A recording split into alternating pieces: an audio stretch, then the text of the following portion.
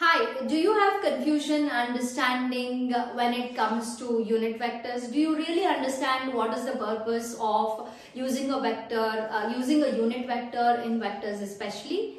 Well, a unit vector is something which has a magnitude of 1. So it has a unit magnitude and it is generally used only to specify direction. So the main purpose of using any unit vector is to specify a particular direction, and that is why we take the magnitude of 1, or we take a unit magnitude, so we do not want to attach any more magnitude and complicate the problem. So it is only the direction that a unit vector specifies. Let's try to understand. Suppose you have a vector pointing in any, let's just take any random vector, okay, vector A.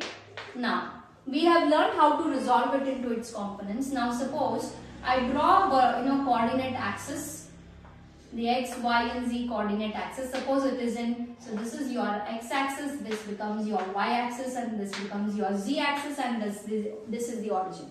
Imagine this vector is pointing out of the board. So the vector z is also pointing out of the board. So z direction is either pointing into the board or coming out of the board. For this purposes, let's say it is coming out of the board. Even this vector a is also coming out of the board in a particular direction or making a certain angle. So it is in this 3-dimension. It is not on this 2-dimensional plane. That is something you have to imagine.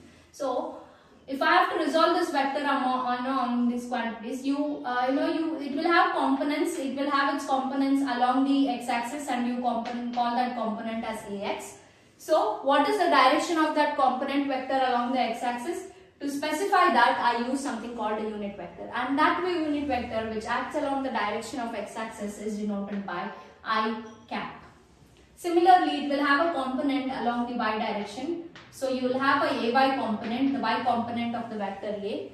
Now where does this point? It points in the direction of the y-axis, and it is always denoted by j.